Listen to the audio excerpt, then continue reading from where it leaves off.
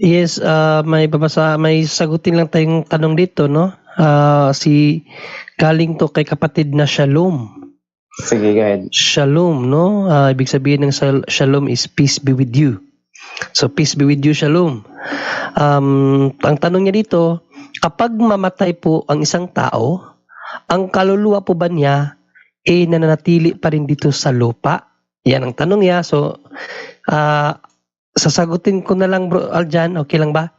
Sige bro, go ahead na, go ahead. Okay, no, so hindi kapatid no, biblically hindi, no, ito po ating mababasa sa mga ngaral 17. No, nang sabi po ay ganito, o magkagayon, babalik ka sa lupa, ibig sabihin ng ating katawan, kung saan ka nagmula at ang espiritu mo'y babalik sa Diyos na siyang nagbigay nito. So malinaw, ng espiritu ng tao, babalik sa Diyos at kung bakit siya babalik, ito naman ang sabi ni San Pablo, itinakda sa mga tao na sila'y minsang mamatay at pagkatapos ay ang paghuhukom. So after nating mamatay, ang atin pong ang kaluluwa po natin ay babalik sa Diyos para sa paghuhukom. Yun lang kapatid na Shalom at back to you Brother Aljan.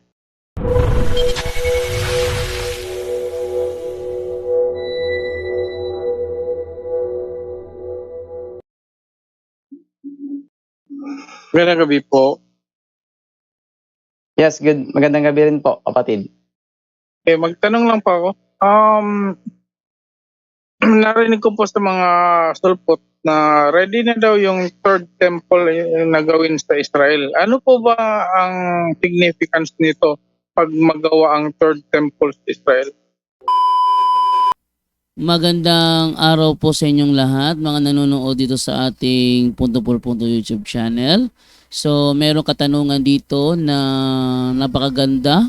Sabi niya, ano ba ang mangyayari kung sakaling maitayo sa Israel ang tinatawag na maalamat na third temple? Ano po?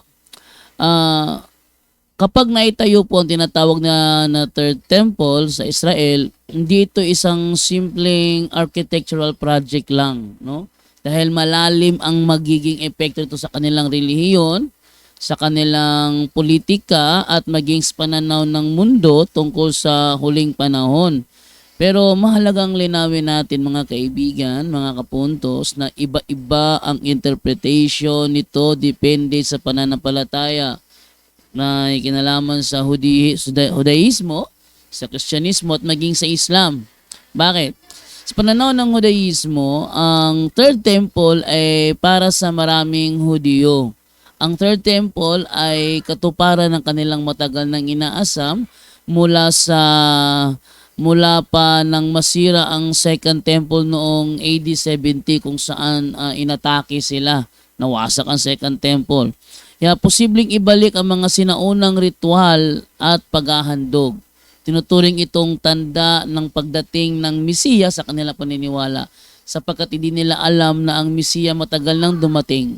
Di lang nila matanggap na si Kristo ang Mesiya sapagkat nang ito'y dumating, ito ay nasa anyo ng kahirapan. Wala ito sa anyo ng inaakala nila na malahari na pagpapakilala, mala prinsipe, mala presidente. Subalit ito ay ipinanganak sa isang sabsaban. Namuhay sa kahirapan. Nagkaroon ng simpleng buhay. Hindi ito yung kanilang inaasam para sa isang Mesiya.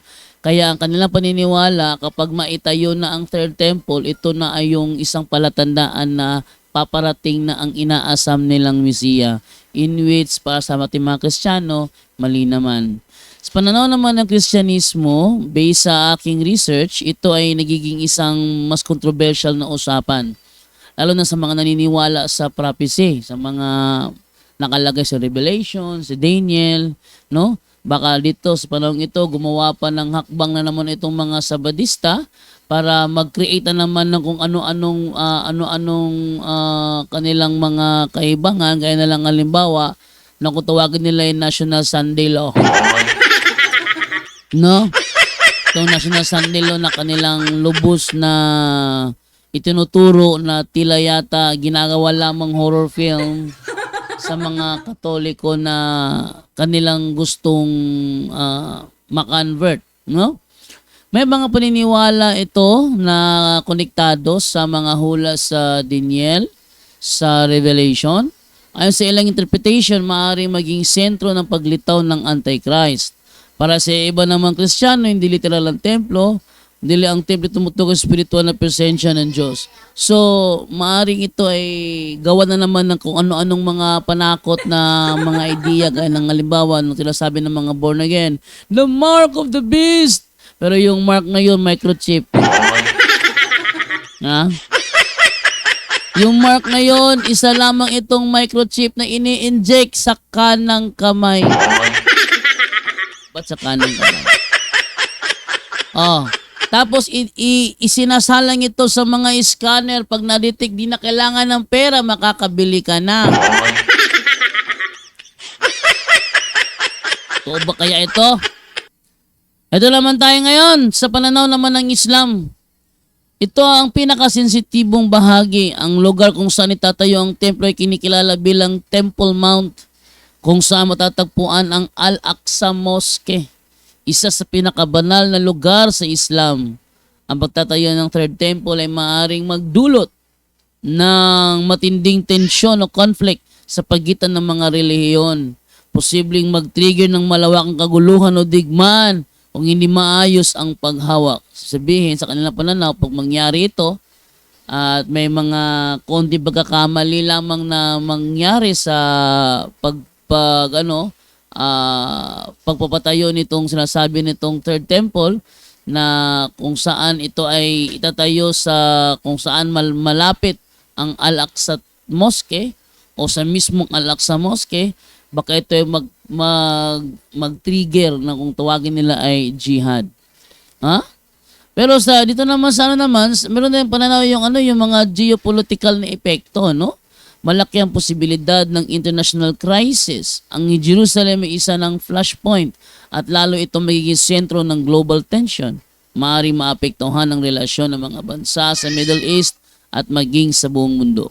Pero sa reality check, sa kasalukuyan, napakakomplikado at halos imposible itong mangyari nang walang malaking conflict dahil may umiiral ng mga banal na lugar sa parehong lokasyon. So talagang malaking conflict ito kasi kung itatayo yan, sabihin may mga shrine na gigibain. Bawa, yung Al-Aqsa Mosque, baka sakali dahil doon mismo yung kanilang paniniwala, tatayo doon, di masisira yung Al-Aqsa Mosque. Iba naman, baka dito naman sa shrine na pinagtayuan ng mga shrine ng mga Kristiyano, baka sisirain yun pala lang maitayo.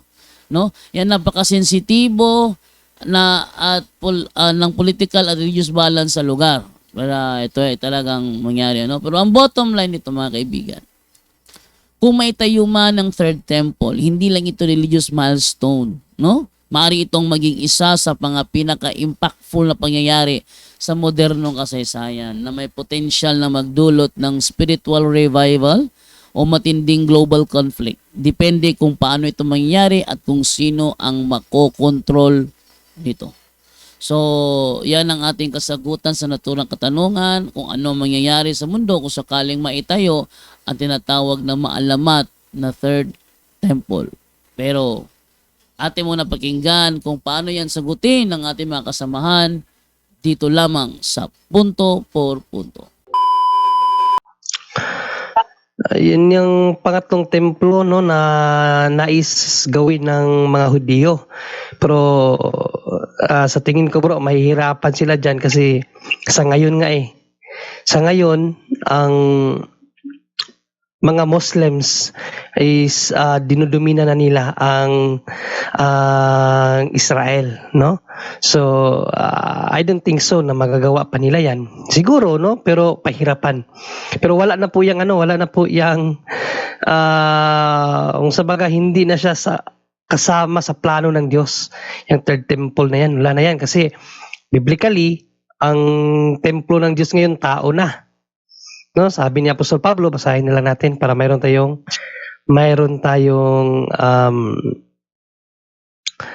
batayan, no, dito sa unang Korinto 3:16. Hindi ba ninyo alam na kayo'y templo ng Diyos at naninirahan sa inyo ang kanyang espiritu? So, yung templo ngayon sa panahon natin, dalawang klase na. Yung templo na bahay ng Diyos, yung ibig sabihin yung simbahan, yung building talaga, at tayo, no, templo na tayo ng Diyos ngayon. So wala nang sense na may another pang templo, no, na gagawin para saan? Wala na. So yung templo na kumakalat ngayon na sa Jerusalem, itatatag gagawin na daw ang ikatlong templo. Wala mang problema kung magtayo sila ng ikatlong templo, no, bilang paalala sa kanilang pagiging dating bayan ng Diyos. Pero sa kanila na lang 'yun. Pero in biblical, no, sa side ng Diyos, sira ng ang templo nila at wala na yung kabuluhan, kapatid. Okay. So, ano na lang yan, parang in memorial na lang, parang gano'n. Sa atin, no, sa view natin, in memorial na lang 'yun. Pero sa kanila bilang bilang Israel, need kasi nila 'yun kasi ang templo kasi biblically, babasahin natin, yan talagang tirahan ng Diyos, no? Basahin natin sa 2 Kronikas. Wait, sabi ng Bible, ayun. Ito tingnan natin na sa ikalawang kronika, unang kronika. 2 Kronikas 7:15, 16 ito ang ating mababasa, no? Yan. Babantayan ko sila at pakikinggan ko ang mga panalangin panalangin inaalay nila rito. 16. Pinili ko at inuukol ang templong ito upang dito ako sambahin magpakailanman. Lagi kong babantayan at mananati at mamahalin ang templong ito magpakailanman. No? So, simple sa side ng mga Hudiyo, napaka-historical at tawag dyan, yung may sentimental value talaga ang templo ng Diyos na inutos niya na gawin ni David, pero hindi nagawa ni David, doon kay Solomon nagawa. Pero dahil nga sa kawalang hiyaan ng mga Hudiyo, di nila tinanggap si Kristo, kaya ayun, sinira talaga ang templo. At ayun, parang sa kanila hanggang ngayon, napaka-importante pa rin ang templo na bato para kay Yahweh. Pero wala na po yun. Sa panahon natin ngayon, church is ang templo ay ang simbahan na, bro. Okay. Pero di ba habang may templo ang mga Hudyo, meron din silang iba't ibang sinagoga na located sa iba-ibang lugar. Yung tinatawag na ano tawag diyan, yung parokya. Parokya ba yan? Yung ano ba tawag niyan? Yung mga sanga-sanga ba? Yan yung ang sinagoga ay mga local, mga local. Chapel, ganun. Oo, mga local. So, tanggap yun ng mga Hudyo. Saka natin na may ganong history, may ganong nangyari na kaliban sa templo ng Diyos sa Israel, meron ding mga parang parish churches, parang ganon. Ano? Merong mga pare? Hindi, merong synagogue sa iba-ibang lugar, maliban lang sa templo sa Jerusalem. Parang equivalent pa, kumbaga sa atin ngayon, parang parish church sa isang lugar. Sa kanila naman, synagogue sa ibang lugar. Actually, hindi ko mag-gets yung tanong mo. Parang ang layo ng tanong mo doon sa una mong tanong, no? Pero John Ray. Yes, ayan, dito pala si brother Sige, bro Romel, ikaw ka sumagot, bro Romel. Bagay sa iyong tanong. Mapagpalang oras po, no? Hindi lang ako pasensya. Sa amo pa ako eh. Kapatid, kapuntos ay yung templo, wala na yon, nakatayo 2 moske. At pag sinabi nating sinagogue, parang sa ating Katoliko ay mga kapilya, no? Pero nakakaiba naman po sila dahil pag bumuo ng isang synagogue, kung mayroong 10 pamilya na kayang tustusan ang pangangailangan ng synagogue, pwede silang makabuo. Yun nga po na sa bawat building rito, kapag 26 apartment na, pwede na silang gumawa ng sinagoga. Yes, Bro Romel. Kapatid, sa mga nanonood at nakikinig ngayon, mayroon pa ron po silang pari ng mga Hudyo. Ngunit ang iba sa kanila ay rabay na po at wala na silang obligasyon dahil wala naman silang ialay na sa templo dahil wala ng templo. So ang ginagawa na lang po nila ay mag-bless sa mga Hudyo tuwing Yom Kippur, Day of Atonement doon sa pader, sa Wailing Wall. At kung siya ay rabay at makapunta siya sa iba't ibang synagogue, binibless niya ang mga nasa synagogue. At ang pari po nila, yun lang ang makabanggit ng pangalan ng Diyos. Malapit sa pangalan ng Diyos. Yun lang po. Salamat. Okay. Ayun. Follow up po. Okay, go ahead, Brother Bert. Ako po may nakitang website sa internet. Saka nakikinig din kasi ako sa iba't ibang Catholic sa YouTube channels na nag-mention sila na mayroong lugar sa Syria na tinatawag na Dura Europos Synagogue, kung saan doon makikita sa loob ng synagogue na yun, yung walls at saka ceiling, ay nandun pa rin hanggang ngayon yung mga painting, mga picture ng mga propeta at mga ng Old Testament, na kumbaga sinasabi dito na ang iconography ng Katoliko ay dito po pwede masabi na dito nanggaling din. Kasi sila yung nauna, yung mga Hudyo, bago naging Katoliko. Yung early Christian kasi, Jewish Catholic, Judeo-Christian naman yung early Christians, di ba? Tama po ba? Makonsider po ba yun na as evidence kung sa Dura Europos Synagogue? Kasi 300 BC pa yung ginawa. Hanggang ngayon, nandun pa rin. Sa mga nabanggit po ng kapatid natin ay wala po akong ideya, pero yun nga ang pagkakaiba na noong panahon na nakatayo pang templo ay may mga inukit. Sa ngayon ay wala na, at ang sinagogue, kung titingnan natin, depende sa kakayanan po nila ng tumutustos. Mayroong sinagoga akong napasukan na parang nasa langit ka. Napakaganda. Makita natin ang Star of David. Kung walang Star of David, yung crown. So hindi ko alam kung ano yung crown na nakita ko roon.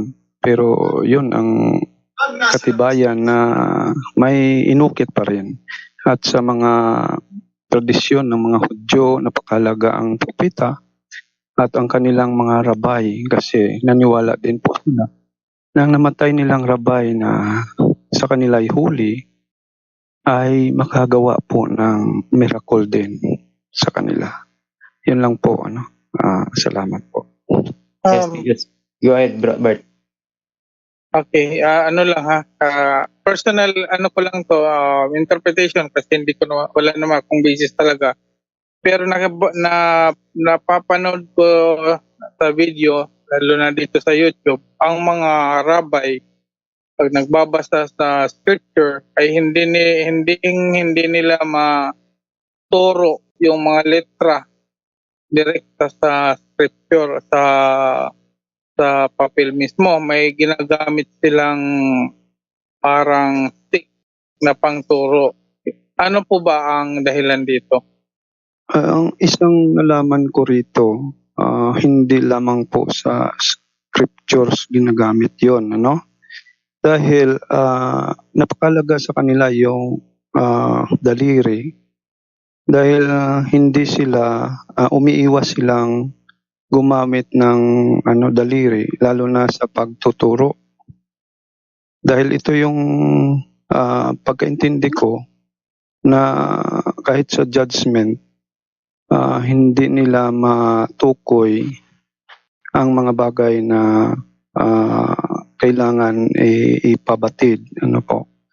So hindi ko po alam kung respeto yon, pero ang narinig ko lang sa amo ko dati na hindi sila gumagamit dahil yung pag-iwas sa intuturo, dahil daw kung magturo ka sa sa daliri mo na isa, ang ibang daliri mo ay nakabalik sa iyo. So mas mabuti pa daw na maggamit ng stick para wala silang intindihin o bagabag sa kanilang isipan. At balikan ko po ang yung mga na sabi mo kanina na mga paintings, may pinadala rito si Bro Juban dahil siya'y nakapasok na rin sa Mini Israel Museum. So nandoon ang mga iba't ibang mga klaseng paintings din po na sa nabanggit mo sa yung synagogue na sabi mo kanina. Salamat po. Yun lang po ang ko. Maraming salamat po sa kay Brother Romel. Ayun, nakita, I think nakita niya yung mga picture, yung sa Dura Europos na tinagog kasi punong-puno talaga ng paintings. Kumbaga sa Katoliko ay iconography natin. Yung walls, hindi lang matanggap ng mga sulpot na ito po ay practice nung una pa ng mga Hudyo na ipasa sa Katoliko hanggang ngayon.